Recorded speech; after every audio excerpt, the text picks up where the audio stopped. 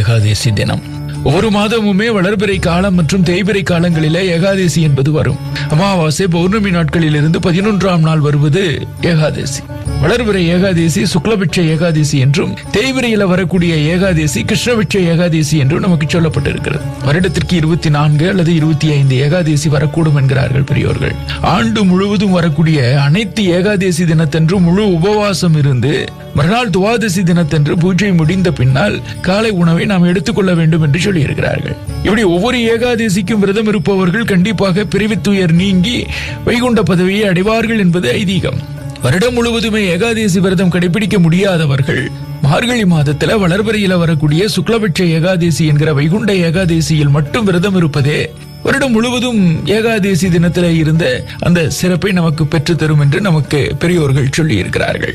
பொதுவாகவே பிறப்பற்ற நிலையை அடைந்து அந்த இறைவனினுடைய சொர்க்கத்தில போய் நமக்கு ஒரு இடம், அதற்காகத்தான் இந்த விரத வழிபாடு. சரி, வைகுண்ட ஏகாதேசி என்று பெருமாள் ஆலயங்களில பரமபத வாசல் என்னும் சொர்க்க வாசலுக்குள் நாம் நுழைகிறோம்.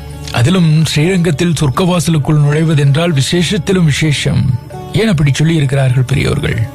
அருணன் என்ற வேதசாரத்துல வைகுண்டம் எப்படி இருக்கும் என்று நமக்கு சொல்லப்பட்டிருக்கிறது. வைகுண்டம் என்பது அமிர்தத்தால் சூழப்பட்ட இடம் என்கிறார்கள். அமிர்தம் கிடைத்தால் அழிவே கிடையாது. வைகுண்டத்திற்குள்ளே சென்று விட்டால் பிறப்பில்லை, இறப்பில்லை, நாராயணன் லட்சுமியோடு சஞ்சாரம் செய்யக்கூடிய காட்சியை தினமும் கண்டு ரசிக்கலாம் என்கிறார்கள். வைகுண்டத்தில் விரஜா என்கிற நதி ஓடுகிறது.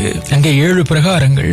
அங்கு பறக்கக்கூடிய வண்டுகள் ஹரி ஹரி ஹரி என்று ரீங்காரமிட்டபடியே பறக்குமாம். மகாலட்சுமியோடு கைகோர்த்து அங்கு இருக்கக்கூடிய மலர் தோட்டத்துல ஸ்ரீமன் நாராயணன் நடப்பாராம். வண்ணமயமான நறுமணமிக்க பூஞ்செடிகள் 10 இருந்தால் அதற்கு அடுத்து ஒரு துளசி செடி இருக்குமாம். வண்ண பூஞ்செடிகளை கண்டுகொள்ளாமல் துளசியின் அருகிலே வந்து நின்று அதன் மகிமையை மகாலட்சுமிக்கு எடுத்துச் சொல்லுவாராம் பகவான். அதை கண்டு பூஞ்செடிகளுக்கு கோபம் தானே வர வேண்டும். ஆனால் பகவான் தங்களை கண்டுகொள்ளவில்லையே என்று அந்த பூஞ்செடிகள் கோபமோ பொறாமையோ அடைவது கிடையாதாம். தங்கள் அருகே துளசி செடிகள் இருப்பதால் தானே தினமும் அங்கே வருகிறார் பகவான். அவரை பார்க்கிற சந்தர்ப்பமாவது தங்களுக்கு கிடைத்ததே என்று சந்தோஷப்படுமாம். அப்போது லட்சுமியிடம் சொல்லுவாராம் பகவான், பார்த்தாயா, இந்த பூஞ்செடிகளின் எண்ணத்தை, கோபத்தையும் பொறாமையையும் யார் விடுகிறாரோ அவரே வைகுண்டம் வருவதற்கு தகுதியானவர் ஆகிறார் என்பதை அந்த பூஞ்செடிகள் உணர்த்துகின்றன.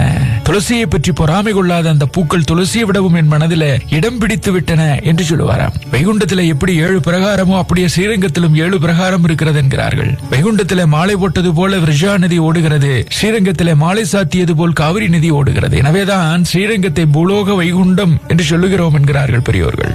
ஆழ்வார்களால் பாடல் பெற்ற திருத்தலங்களில முதன்மையானது ஸ்ரீரங்கம். 108 திவ்ய தேசங்களில ஒன்று. இன்றைய தினத்துல வாழும் காலத்தில் செல்வத்தையும் வாழ்வுக்கு பின் பரமபதத்தையும் தரவல்லது வைகுண்ட ஏகாதேசி விரதம் என்று சொல்வார்கள். அப்படிப்பட்ட இன்றைய தினத்துல முறையாக விரதம் இருந்து முறையான வழிபாட்டை நாம் செய்து வைகுண்டம் என்று புகழப்படக்கூடிய ஸ்ரீரங்கத்தில் அருள்வாளிக்கக்கூடிய ரங்கநாதரினுடைய அருள் நம் எல்லோருக்கும் கிடைக்க நம்முடைய வழிபாடு சிறப்புற அமையட்டும். இன்றைய தமிழமதத்தில் திருமூலர் அருளிய திருமந்திரம்: இருந்து அழுவாரும் இயல்பு கெட்டாரும் அருந்தவம் மேல் கொண்டு அங்கு அண்ணலை எண்ணில் வருந்தா வகை செய்து வானவர் கோணும் பெருந்தன்மை நல்கும் பிறப்பு இலிதானே. பிறவி என்கிற துன்பத்திலிருந்து கவலைப்படுகின்றவர்களும் மனித இனத்திற்கான ஒழுக்கங்கள் இல்லாதவர்களும் செய்வதற்கரியதான தவங்களை செய்வதையே குறிக்கோளாக மேற்கொண்ட அந்த தவங்களை செய்யும் போதும் தலைவனாகவும் அடியவனாகவும் இருக்கின்ற இறைவனை எண்ணிக்கொண்டே இருந்தால் அவர்களின் துன்பம் நீங்கி இனி எப்போதும் வருந்தாமல் இருப்பதற்கான வழிமுறையை செய்து கொடுத்து வானவர்களின் அரசனாகியவன் மாபெரும் கருணையோடு அருள்வான்